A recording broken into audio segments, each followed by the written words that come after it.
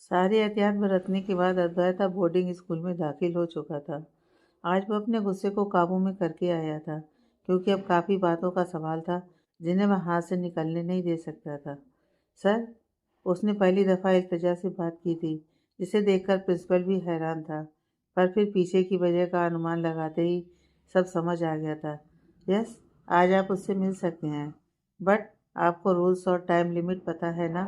Yes I know. अद्वैत मुड़ा और गहरी सांस लेकर किसी कमरे की तरफ बढ़ गया। सामने ही रितेश खड़ा था। वो इस वक्त उसकी पहरेदारी करता था, ताकि अद्वैत और मिलने वाला शख्स दोनों ही सहज रह सकें। बातचीत के बाद जाने से पहले अद्वैत एक बार फिर ऑफिस हो आया था, फिर घर के लिए निकल गया। वो रास्ते भर खुश था।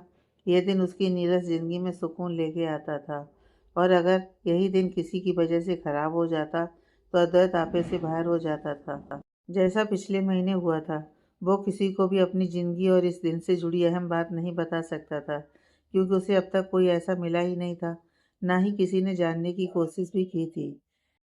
तभी कोशिश करने वाले शख्स पर गौर किया, तब अद्वैत ने अद्वैत के दिमागी दरवाजे खटखटाए। वो थी ना उसे जानने की कोशिश करने वाली।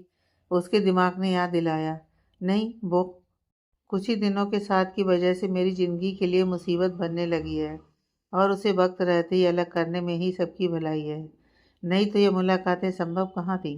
तभी दिल से आवाज़ आई, काश मैं उसे बता पाता कि मैं ऐसा क्यों हूँ, पर नहीं बता पाया। अद्वैत सीधा होकर बैठ गया और अपना सिर झटका। नहीं, मुझे उसे कुछ भी नहीं बताना, और वैसे भी हमारे रास्ते ही अलग हो चुके हैं। यह बात वो मन में कह रहा था, पर शब्द सारे उसके चेहरे पर छपे हुए से दिख रहे थे, जिन्हें अब तक रितेश पढ़ चुका था।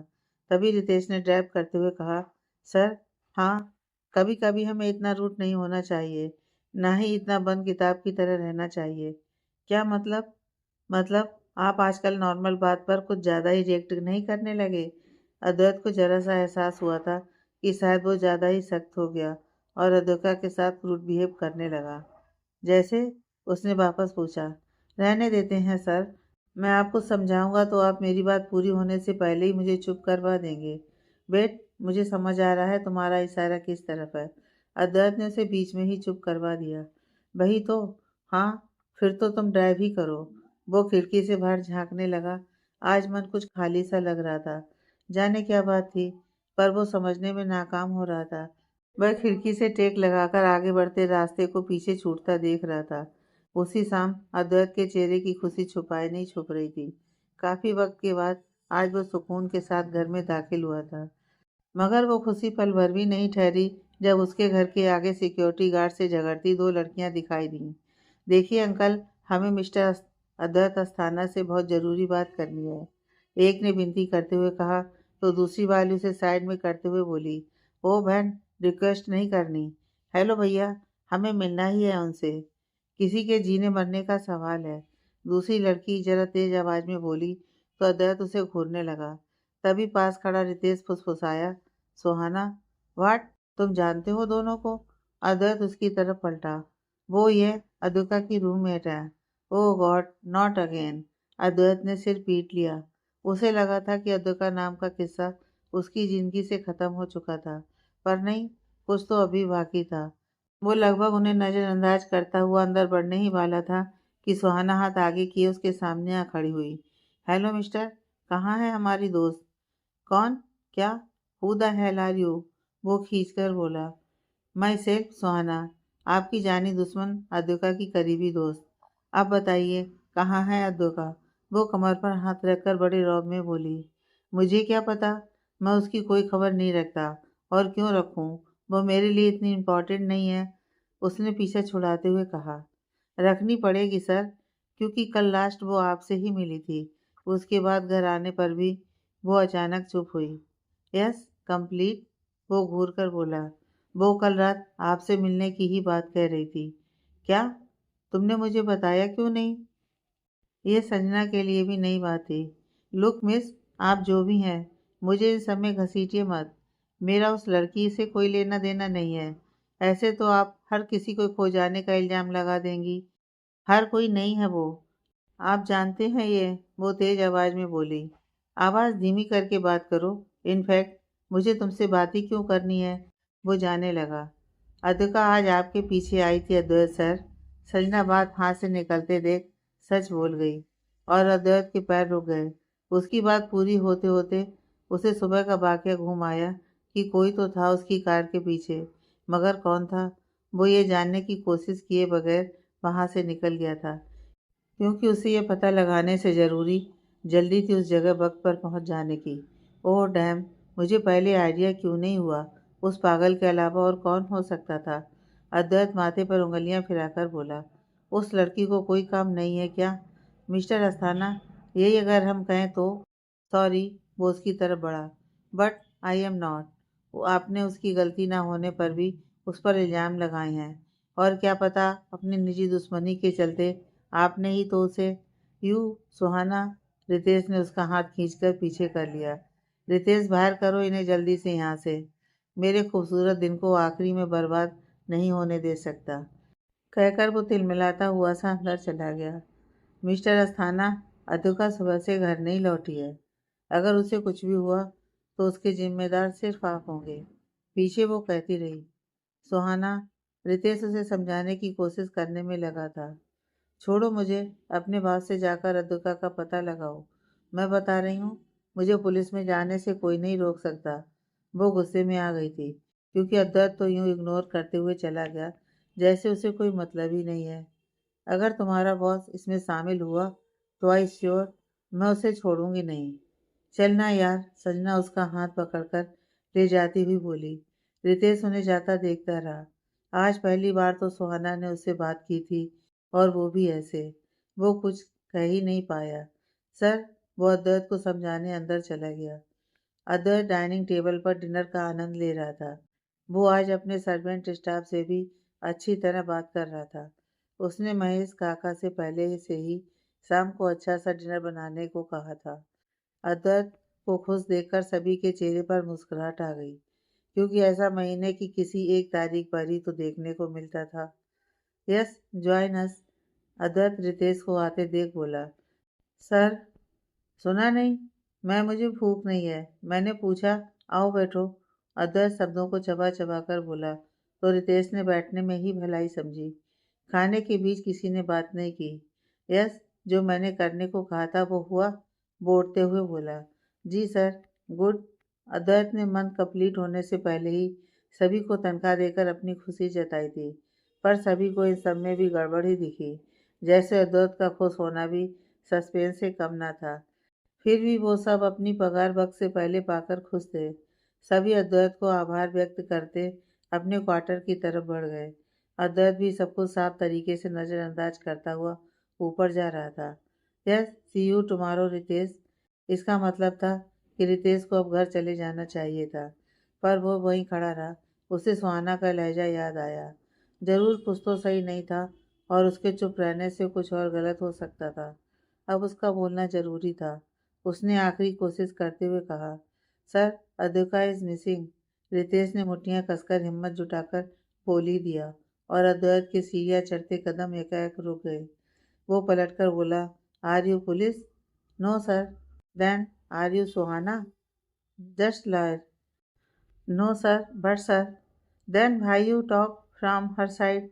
वो वहां खड़ा चिल्लाया तो उसकी आवाज़ खाली मकान में गूंजने लगी, पर रितेश भी चुप नहीं रहा। वो बोला, सर, ना तो मैं पुलिस हूँ, ना ही वकील, ना सुहाना से मेरा कोई निजी रिश्ता है, और ना ही मैं अद्विका की साइड से बोल रहा हूँ।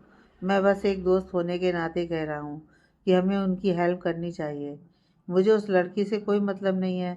सर, अद्विका नाम है उसका। ये बार बार मुझे बताने की ज़रूरत नहीं है रितेश। सॉरी सर, बट वो आपकी एम्प्लॉय रह चुकी है। सुहाना पुलिस के पास गई थी। उन्होंने 24 घंटे पूरे होने से पहले कोई भी रिपोर्ट लिखने से इनकार कर दिया। तभी वो यहाँ आई थी कि उनके कहने पर पुलिस उतना एक्शन ना ले जितना आपके बात करते ही ले सकती है। इसलिए आए थे। और आप? वो एक सांस में ही सब कह गया था, जैसे बोलने का दूसरा मौका मिले ना मिले। उफ रितेश, तो तुम नहीं मानोगे। तो एक काम करो, इतनी हमदर्दी उमड़ आई है तो फिर मेरे नाम से पुलिस स्टेशन कॉल करो और रिपोर्ट करवाओ। अभी मैं कुछ वक्त अकेले रहना चाहता हूँ। फिलहाल तुम जा सकते हो। सर, आप प्लीज़, रितेश ने आखिरी बार कहा। तब तक वो लाइट्स ऑफ करके जा चुका था। उधर दूसरी तरफ एक सुनसान सी जगह पर किसी खंडहर जैसे कमरे में अद्विका को एक कुर्सी पर बांधकर रखा गया था। उसके बिखरे से बाल उसके चेहरे को ढके हुए थे। मुंह पर पट्टी और हाथों को बांधा हुआ था। वो बेसुध सी लेटी हुई थी। उसके हुलिये से वो बेहोश लग रही थी। एक नकाब पहना हुआ शख्स उसके करीब आया और उसे घूरने लगा। उसकी नज़रें अद्विका के जिस्म पर फिसलती जा रही थीं। वो उसे हाथ से छूता उससे पहले ही उसका फ़ोन बजने लगा। Hello, yes. नहीं, वो बेहोश ही है। दूसरी तरफ से आती आवाज़ से वो शायद शिकन में आ गया था। कब करना है? ओके। उसने फ़ोन रखा और अपने दो साथियों से बात करने लगा। इधर अद्वैत अपने एकांत कमरे में बेफिक्र होकर सोया हुआ था। वाकई उसका दिन आज अच्छा गुजरा था। उसने महसूस किया कि अद्विका के ना होने की वजह से सब सही से हो गया था। नहीं तो वो लड़की ज़रूर कुछ न कुछ ऐसा कर ही जाती जिससे उसका आज का दिन भी खराब हो जाता। शुक्र था वो आस-पास भी नहीं थी। यूं ही सोचते हुए उसे नींद आने लगी थी। तभी उसकी आंखों के सामने अचानक से अद्विका का चेहरा गुजरा। उसने सिर झटकते हुए इग्नोर किया और सोने की कोशिश करने लगा। पर जब अचानक उसे हुडी कैप पहने इंसान याद आया, तब उसका सिक्स सेंस उसे इत्तला करने लगा और वो खुली आंखों से सब वापस रिमाइंड करने लगा। फिर ऊपर से सुहाना की बातें। कल वो लास्ट आपसे मिली थी। उसके बाद से घर आकर भी आपसे ही मिलने की बात कह रही थी। वो आपसे मिली थी? Sir, Advika is missing. वो सारी कड़ियाँ जोड़ते हुए उठ बैठा। उसे अब सब समझ आने लगा था। डैम, मतलब वो पागल लड़कियां सच ही कह रही थीं और हुडी कैप वाला शख्स कोई और नहीं, वो लड़की ही थी। नो, ऐसा कैसे? I am not sure, but वो सिरफिरी लड़की, उसका कोई भरोसा भी तो नहीं है। वो कुछ भी कर सकती है। वो घूमते हुए सोचने लगा। लेट मी थिंक, बट वो मेरे पीछे क्यों आएगी? क्यों नहीं? वो पागल है मेरे बारे में जानने को। ऑफिस में थी तब भी बहुत बार मेरे बारे में जानने के लिए कितनी बेताब रहती थी। फिर आज तो गोल्डन चांस मिला होगा उसे। उसे पता चला कैसे? ओह! अब मुझे सब समझ आ गया। उसे अचानक खुराना की ऑफिस वाली बात याद आई, जिसमें अद्विका उसके पीछे ही खड़ी थी। गॉड! वो लड़की मेरे पीछे क्यों पड़ी है? क्यों आई थी मेरे पीछे? क्यों जानना है उसे? क्या जानना है? क्यों इतना मतलब है उसे मुझसे? क्यों टांग अड़ाना चाहती है मेरी निजी ज़िंदगी में? उसे पता ही नहीं कब कौन से खतरे का शिकार हो जाए। अब जाने कहाँ होगी। तभी उसके फ़ोन पर एक अननोन नंबर से फ़ोन आता है। उसने एक दो बार फ़ोन रिसीव नहीं किया, पर जब वापस कॉल आया तो वह खींचकर बोला, who the hell are you? Hello mister Asthana, आपकी प्रेमिका मेरे पास है। इसकी जान प्यारी है तो फ़ौरन मेरी बताई जगह पर आ जाओ। हेलो, व्हाट रविश? वो गुस्से से फ़ोन काटने ही वाला था कि सामने से आवाज़ आई। मिस अद्विका खन्ना, यही नाम है ना? कौन बोल रहे हो? पहले तो उसे ये सब बकवास लग रहा था, पर अचानक उस अनजान के मुंह से अद्विका का नाम सुनकर अद्वैत हरकत में आ गया। मुझे जो बोलना था बोल दिया। अब करने का काम तुम्हारा है। और हाँ, पुलिस को इन्वॉल्व किया तो इसके साथ अच्छा नहीं होगा। क्या बकवास है अब ये? कोई सस्ता गुंडा मवाली ही होगा। पर उसने अद्विका खन्ना कहा। अद्वैत सोचने लगा कि हो कौन तुम? बस कहा है उतना करो, नहीं तो अपनी बोर्डिंग स्कूल वाले रास्ते को भूल ही जाना। उसे उसकी कमज़ोर नब्ज़ का पता चल चुका था। ए, चिल्लाओ मत, चाकू इसकी गर्दन के नीचे ही है। डिस्कनेक्ट। फ़ोन कट चुका था और अद्वैत हेलो हेलो करता रहा। तभी फ़ोन डिस्कनेक्ट हो जाता है। किसी शख्स ने आकर मोबाइल छीनकर उसे ऑफ कर दिया और एक जन्नाटेदार थप्पड़ की आवाज़ आती है। दिखा दी ना अपनी औकात? वो, शट अप! मैंने ऐसा बोलने को कहा था क्या? कोई एक काम ठीक से नहीं कर सकते तुम? हूँ। एनीवे, अब इंतज़ार करो, क्योंकि मिस्टर आस्ताना यहाँ ज़रूर आएगा, एक शख्स ने कहा और वो बिना अद्विका को देखे ही वहाँ से निकल गया। इधर अद्वैत परेशान हो गया था। उसे गुस्सा इस तरह आया हुआ था कि वह अद्विका को कोस रहा था। क्यों है इतनी ज़िद्दी? अब पड़ गई ना खतरे में, जाने कहाँ होगी। और अब ये kidnapper? God, this is so dramatic. उसे अब तक यकीन नहीं आ रहा था कि अद्विका सच में किडनैप हो चुकी है, क्योंकि किडनैपर का कॉल, उसकी अजीब सी लैंग्वेज, ये सब उसने कभी सोचा ही नहीं था। पर मैं मैं भी कहाँ कम था। इतना ओवर रिएक्ट करने की क्या जरूरत थी। उसके साथ आजकल कुछ ज़्यादा ही रूड हो गया था। उसका सिर ही फटने लगा था। एक साधारण सी लड़की ने उसका बेशकीमती वक्त चुराने की जरूरत जो की थी। ओह गॉड! काश काश वो मुझे खुराना के ऑफिस में मिलती ही नहीं। फिर क्या होता? जो भी होता ये सब नहीं हो रहा होता। गॉड! वो उसी वक्त फ़ोन करते हुए अपने कमरे से निकल गया। दरवाज़ा खुलने तक रितेश उसके सामने गाड़ी लेकर आ चुका था। सर, सब ठीक तो है ना? ऐसे इतनी रात को ऐसे अचानक? रितेश दरवाज़ा खोलता हुआ बोला। पुलिस स्टेशन चलो। वो बिना उसकी बात का जवाब दिए गाड़ी में बैठ गया। अद्वैत ने पहले तो खुद से ही अद्विका को ढूंढने का सोचा था, मगर उसमें उसे देर हो सकती थी। तब तक भगवान न करे, अगर उसे कुछ हो जाता तो वह क्या करता। शायद फिर खुद को कभी माफ़ नहीं कर सकेगा, क्योंकि जो कुछ भी हो रहा था उसमें अद्विका का कहाँ दोष था। अद्वैत की वजह से ही तो आज वो खतरे में थी। हालांकि किडनैपर ने पुलिस को बताने से मना किया था, पर अद्वैत ने उन्हीं की मदद से जल्दी पहुंचने की डिसीजन लिया और कुछ ही देर में वो पुलिस स्टेशन आ चुके थे। दरवाज़ा खटखटाते हुए वो जल्दी से अंदर घुसा। सामने वाला इंस्पेक्टर सोया हुआ था। अद्वैत टेबल बजाकर बोला, वेकअप। बट वो नहीं जगा। इस बार वो तेज आवाज़ में बोला, मुझे रिपोर्ट लिखवानी है इंस्पेक्टर। अरे कौन है, टाइम तो देखो ज़रा। वो नींद में ही बड़बड़ाया। क्राइम वक्त नहीं देखता है सर। सर, मैंने रिपोर्ट करवाई थी। रितेश धीरे से अद्वैत के पास आकर बोला। हाँ, बट ये उसके लिए एक्शन लेने में और टाइम लगा देंगे, या कोई और बहाना बना लेंगे।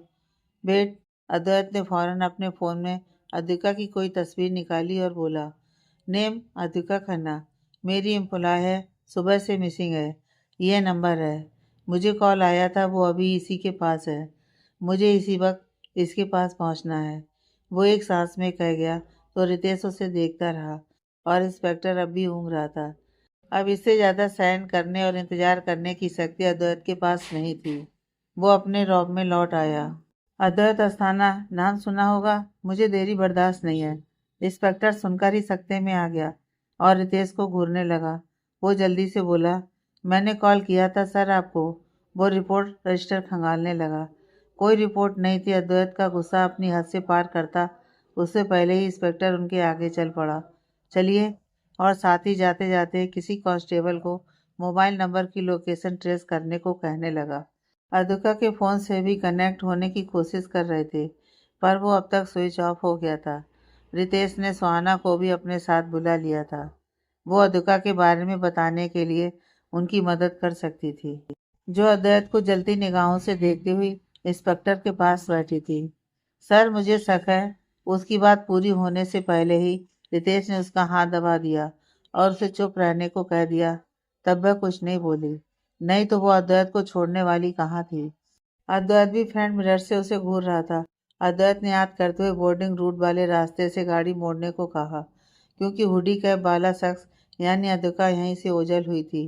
गाड़ी जैसे ही जंगल वाले रूट की तरफ पहुंची, तब तक उसके फ़ोन पर दोबारा कॉल आने लगा। उन्होंने गाड़ी साइड में लगा ली।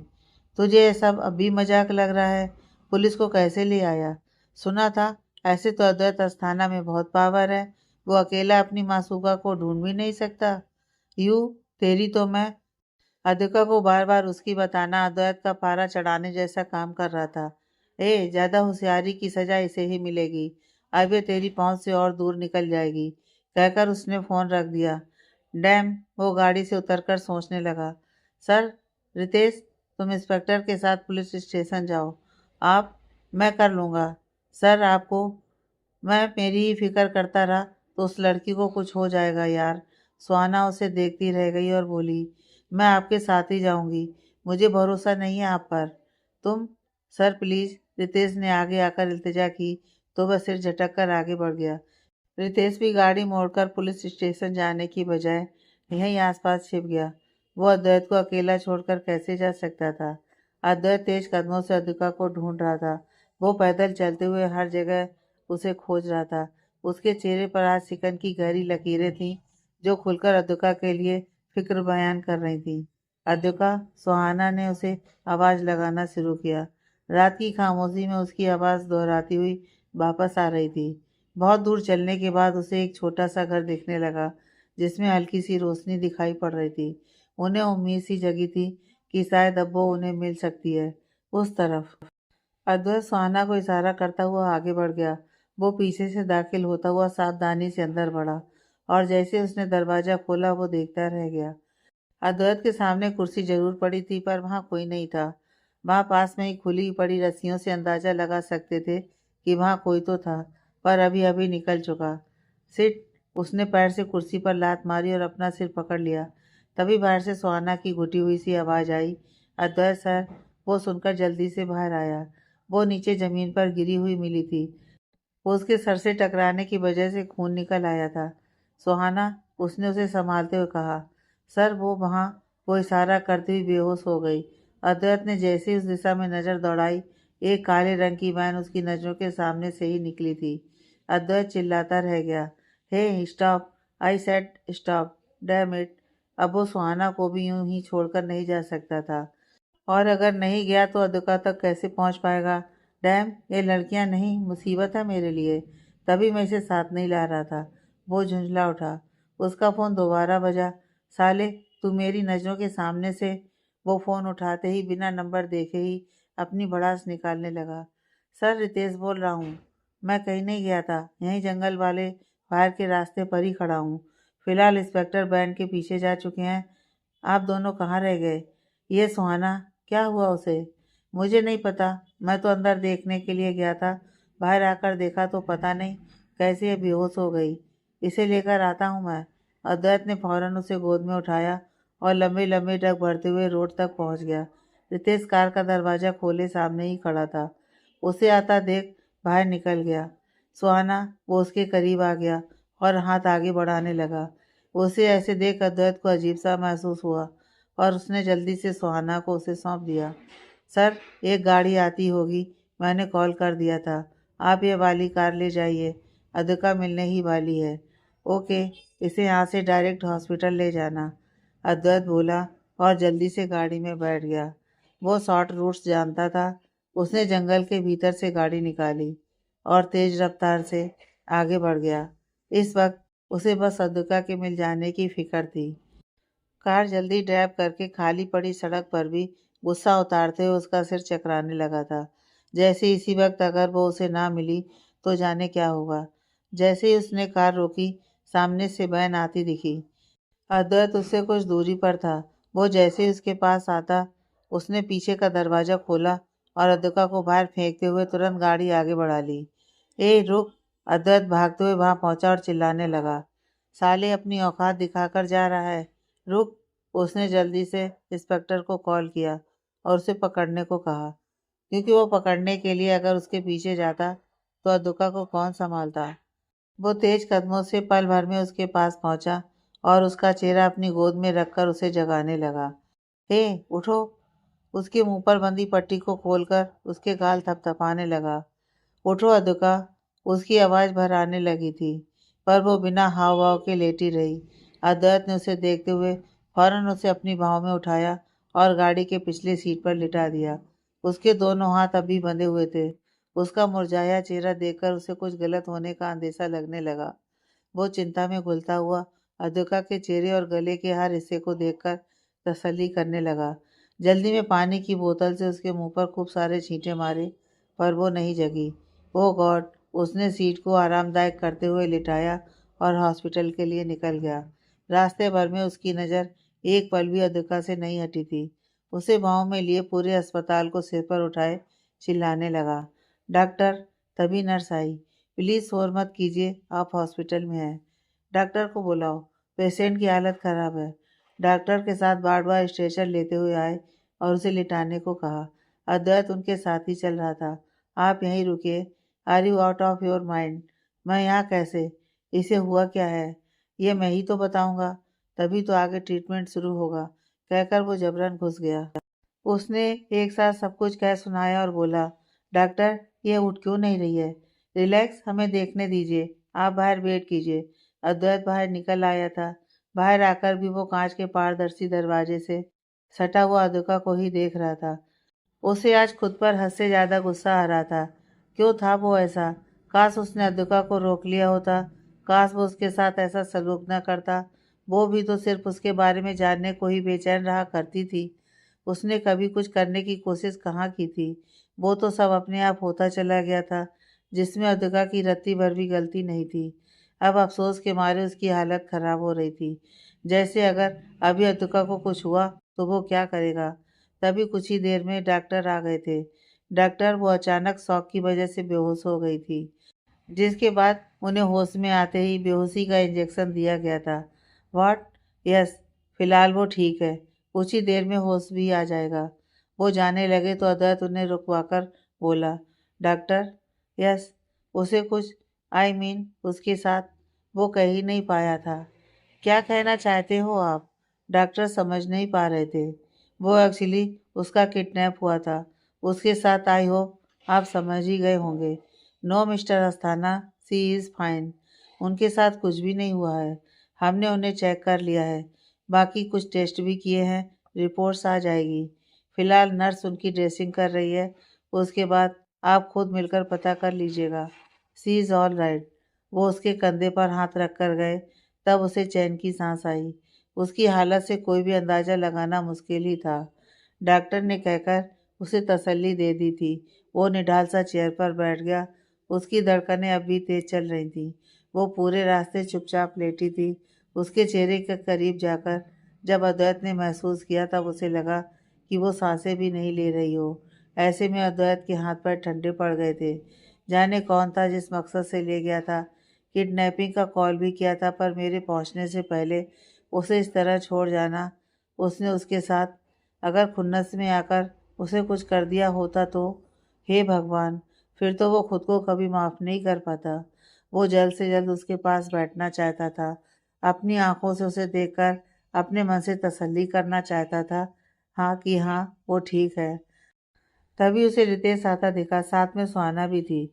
दोनों इसी हॉस्पिटल आए हुए थे। सर? रितेश वो उसके गले लग गया। सर, अद्विका नहीं मिली? उसने अंदाज़ा लगाया। वो मिल चुकी है, मगर बेहोश है। उसमें सामने की तरफ इशारा किया तो दोनों वहाँ कांच के दरवाजे से उसे देखने लगे। मैं मिलूंगी उससे। अभी नहीं, डॉक्टर के कहने पर। सुहाना अद्वैत को दोषी नजरों से देख रही थी। वो भी आपराधिक शख्स की तरह निगाहें झुकाए डॉक्टर के पास उनके केबिन में चला गया। यूं ही सुबह हो चुकी थी। अद्वैत से अब रहा नहीं गया तो वह अद्विका के रूम में चला गया। वो अभी सो रही थी। अद्वैत हिम्मत जुटाकर उसके पास पड़ी चेयर पर बैठ गया और उसे देखने लगा। उसकी नाजुक कलाइयों पर मजबूत रस्सी के निशान पड़े हुए थे, जिन्हें मलहम लगाकर कवर किया गया था। उसका चेहरा जो हरदम खिला खिला रहता था, इस वक्त बिल्कुल मुरझा चुका था।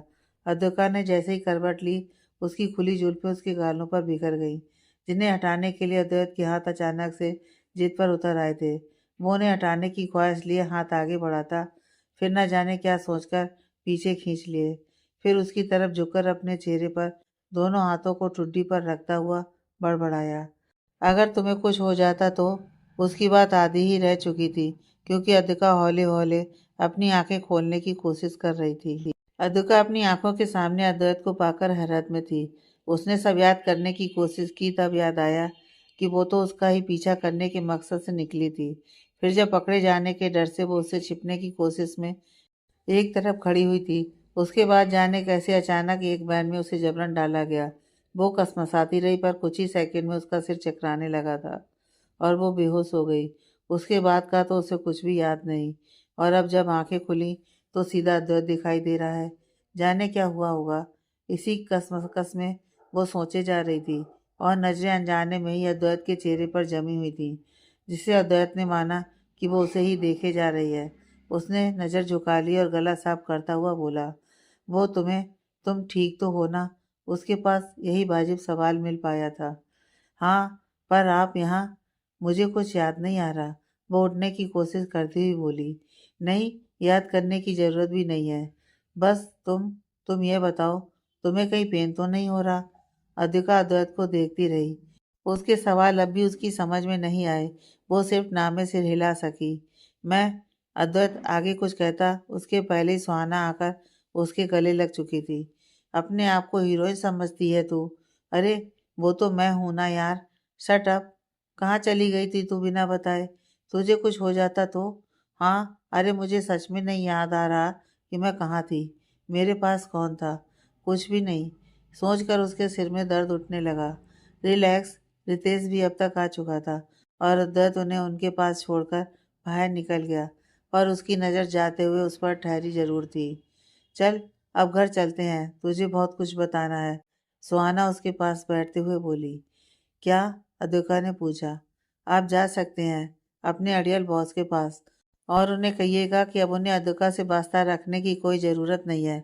सुहाना पीछे खड़े रितेश पर बिफर पड़ी थी और अद्विका नासमझ सी उन दोनों को देख रही थी। रितेश बिना सफाई दिए बाहर निकल गया। यह तुझे क्या हुआ? और ये तेरे सिर पर? अद्विका ने अब सुहाना को गौर से देखा था। क्या ही बताऊं तुझे? सुहाना उसी वक्त उसे सब कुछ कह देती कि इतने में डॉक्टर आ गए थे। उन्होंने उसे देखा और कहा, मिस अद्विका, आप ठीक हैं? जी डॉक्टर, मैं ठीक हूँ। सुन लिया मिस्टर अस्थाना? वे मुड़ते हुए बोले। वो पीछे ही खड़ा था। अद्विका अद्वैत के छिपे अंदाज को देखने की कोशिश में थी। हाँ, वो झेप गया था।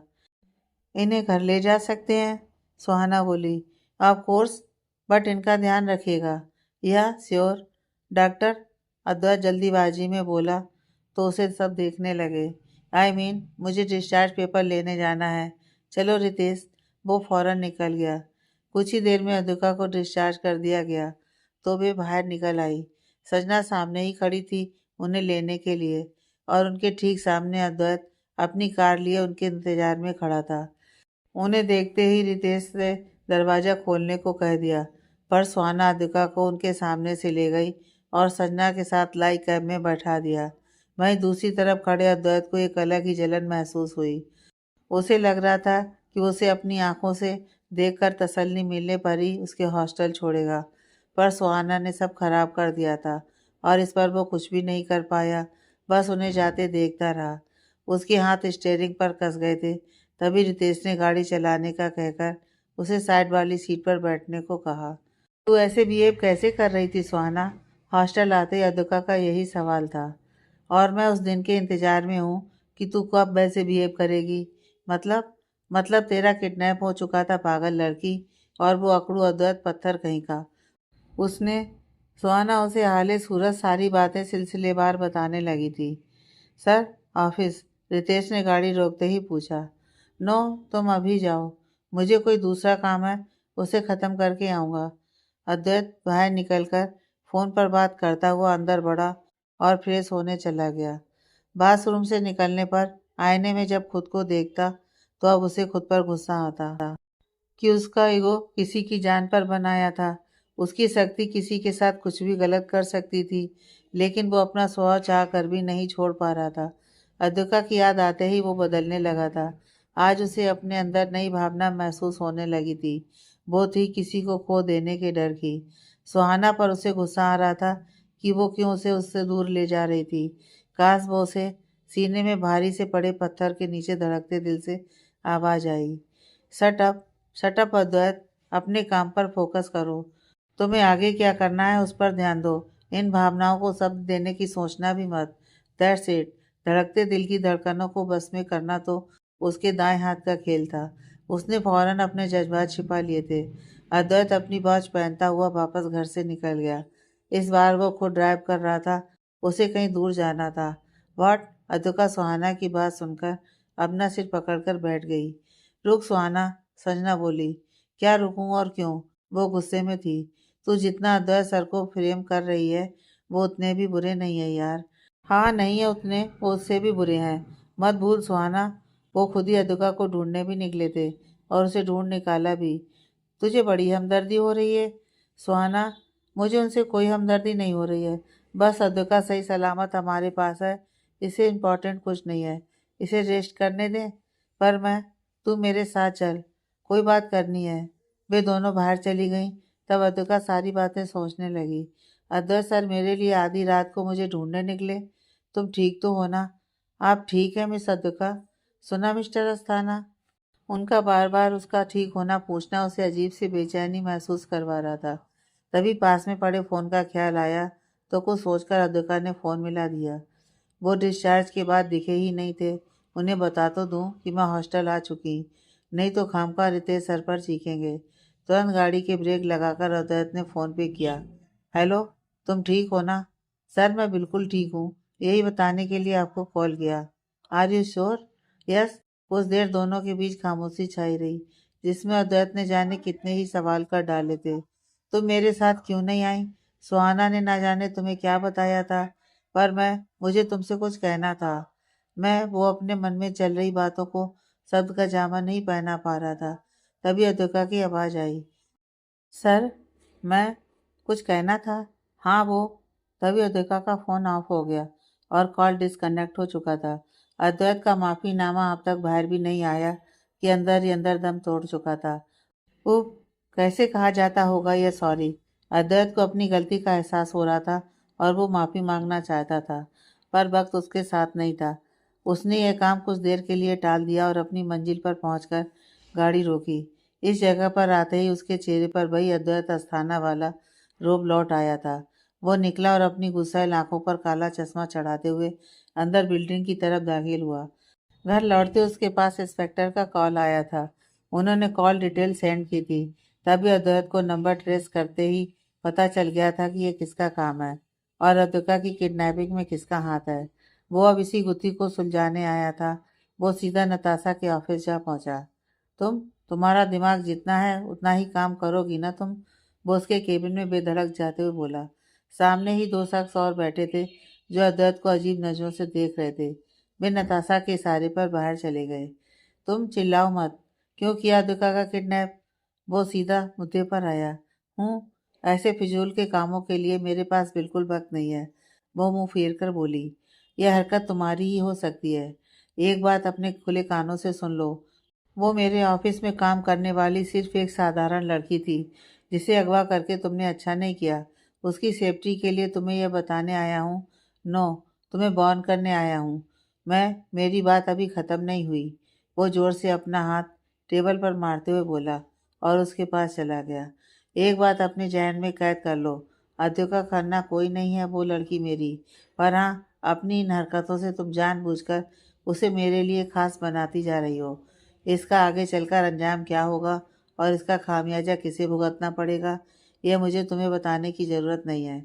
अद्वैत ने उसके करीब आते हुए कहा और ज़ोर से उसे दूर झटक दिया। वो उसकी सफाई सुने बगैर ही फौरन वहाँ से निकल गया था। हालांकि नताशा डटकर खड़ी रहने वालों में से थी, पर इस बार वो कांप गई थी, क्योंकि अद्वैत का गुस्सा उसे पल भर में पिघला सकता था। फिर भी खुद को संयत कर वो बोली, बहुत ही घटिया अंदाजा और घटिया बिहेवियर है मिस्टर अद्वैत अस्थाना तुम्हारा। उसके लिए सुनाकर गए हो ना, जो मैंने किया ही नहीं। तो अब देखते जाना कि मैं क्या कर सकती हूँ। उसने गुस्से में आकर फ़ोन मिला दिया। अद्विका की किडनैपिंग को कुछ ही वक्त हुआ था कि वो वापस ऑफिस जाने लगी। उसने सोच रखा था कि वो घर नहीं बैठ सकती।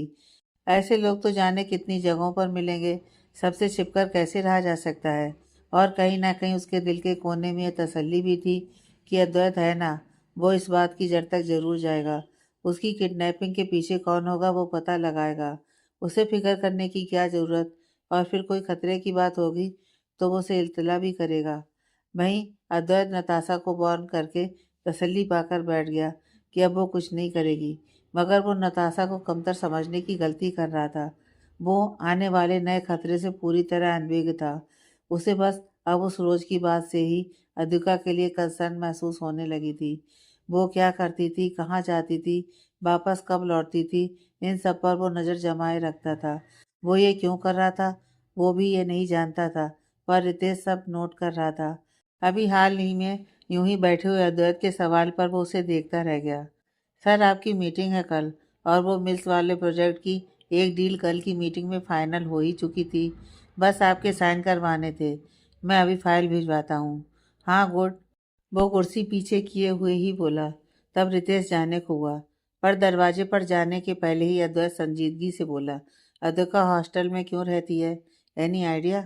अचानक आए इस सवाल से रितेश के कदम वहीं ठहर गए थे। वो मुड़ा और कुछ न सुनाई देने की एक्टिंग करने लगा। Sorry sir. हाँ भाई, बताओ। उसने अपना सवाल दोहराना जरूरी नहीं समझा।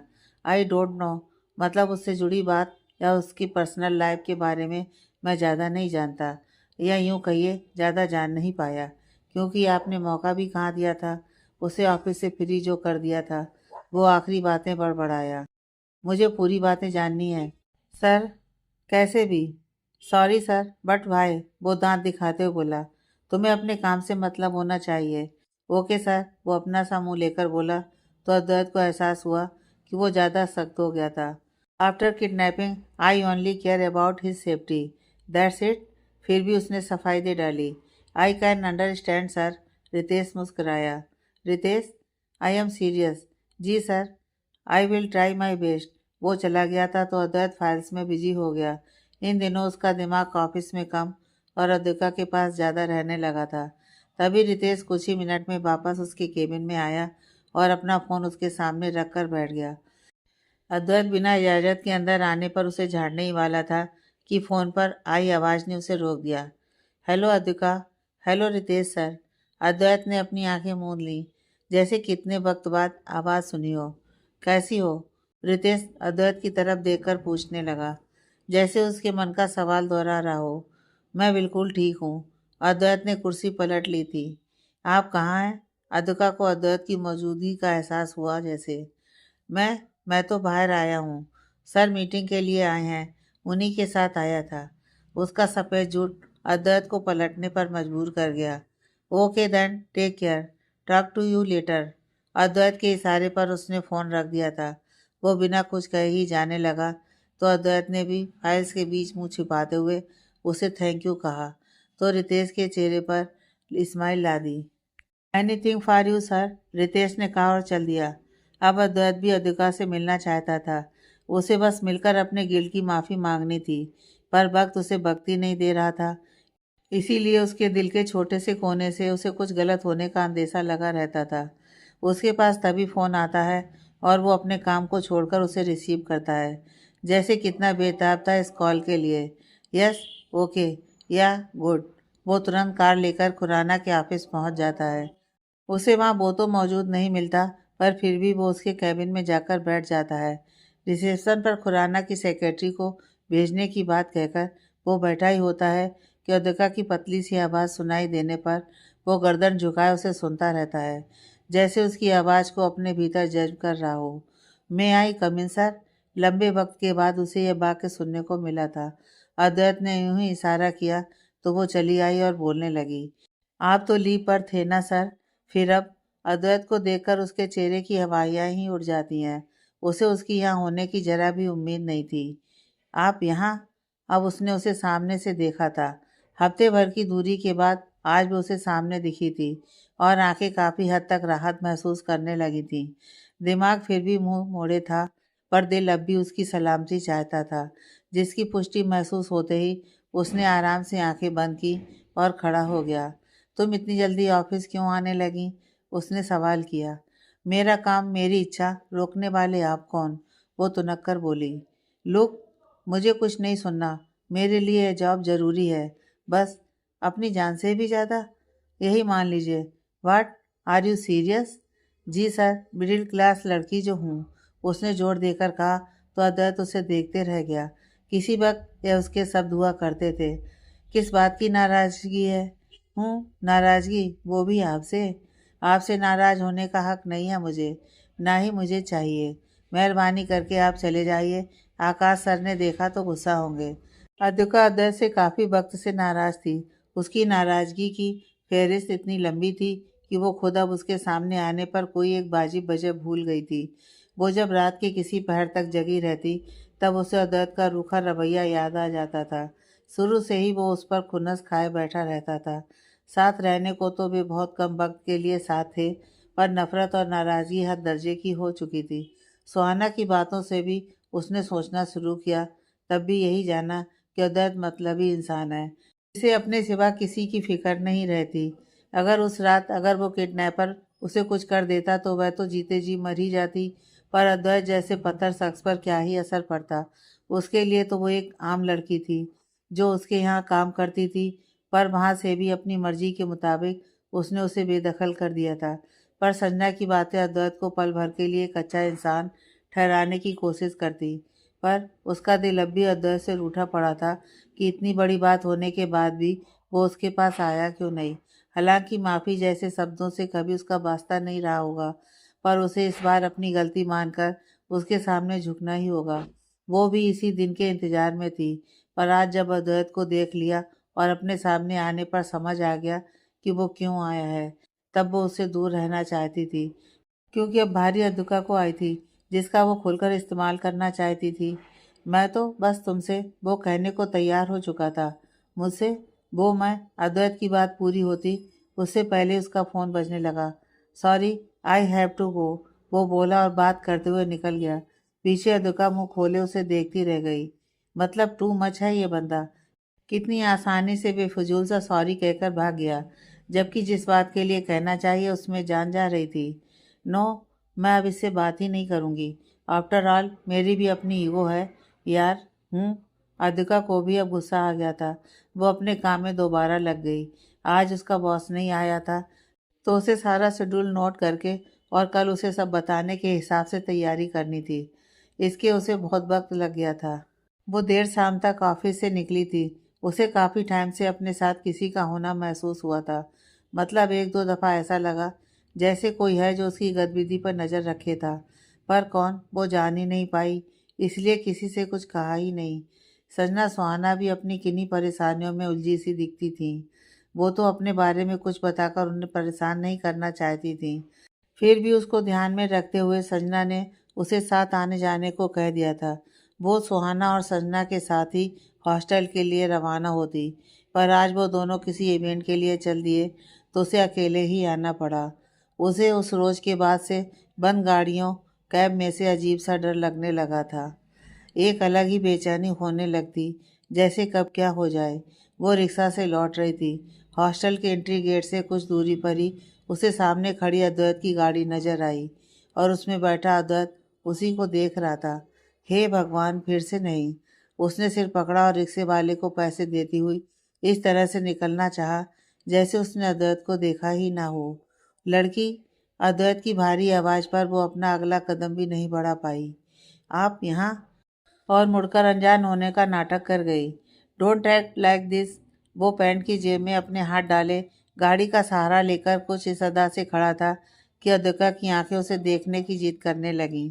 वो चाहे कुछ भी कर ले, कितनी भी बदतमीजी, कितनी भी बड़ी गलती या कुछ भी करे, उसका वजूद भी इतना प्रभावशाली था कि वो उसकी तरफ झुकती चली जाती थी। यह उसकी कमजोरी थी, पर यह झुकाव एक तरफा नहीं था। अगर होता तो अद्वैत उसे देखने ऑफिस नहीं आता, ना ही रात के इस वक्त उसके सामने खड़ा होता। वो उसके साथ काम कर चुकी थी, इसलिए जानती थी कि वो कितना बिजी रहने वाला इंसान है। उसका यहाँ आना कोई तो इशारा था। बस यही अब अद्विका को अद्वैत से खुद कबूल करवाना था। Look, I am here because. Advait बात करने का ढंग जानता ही नहीं था। फिर उसे इस बार तो सॉरी कहना था, जो उसके लिए इम्पॉसिबल था। वो अटक रहा था। हूँ, आपसे नहीं होगा, रहने दीजिए, अद्विका कहकर साफ तौर पर उसकी बेइज्जती करती जा चुकी थी, क्योंकि वो भी अब अद्वैत के मन की बात जान चुकी थी। तभी मुड़ते ही उसे अचानक से अपने आसपास किसी तीसरे के होने का एहसास हुआ था, जिसे वो अपना भ्रम मानती हुई जाने लगी। रुको, अद्वैत ने दोबारा गुजारिश की। मुझे आपकी कोई हमदर्दी नहीं चाहिए मिस्टर अस्थाना। अद्विका का मिस्टर अस्थाना कहना उसे चुभ रहा था। वो उससे सर सुनने का आदी हो चुका था। जो तुम्हारे साथ हुआ गलत था, उसका जिम्मेदार मैं भी था, पर अकेला मैं नहीं, तुम भी तो। इस पर अद्विका उसे घूरने लगी। आई मीन, तुम भी तो मेरे पीछे आई थी। एनीवे, तुम्हें तुम्हें अब कोई खतरा नहीं है। जो हुआ उसके लिए मैं, यस, इतना भी मुश्किल नहीं है, ट्राई कीजिए। अद्विका जैसे ही मुड़ी, उसे अद्वैत के ठीक पीछे से पेड़ के पास छिपा हुआ कोई शख्स दिखा। उसका दिल अनजाने डर से कांप उठा था। उसका वहम सच था, कोई तो था उसके आसपास। उसका ये डर सच में तब बदला जब दूसरे ही पल में पेड़ के पीछे से उसे सूट होने की आवाज़ आई। अद्विका उससे कुछ ही दूरी पर खड़ी थी। भागती हुई अद्वैत के पास पहुंची। सर, और उसे धक्का देकर जो ही हटाया, वो गोली उसके कंधे के अंदर जा धंसी थी। पास ही खड़े अद्वैत के चेहरे पर अद्विका के खून के छींटे उछल चुके थे। आगे की कहानी नेक्स्ट पार्ट में।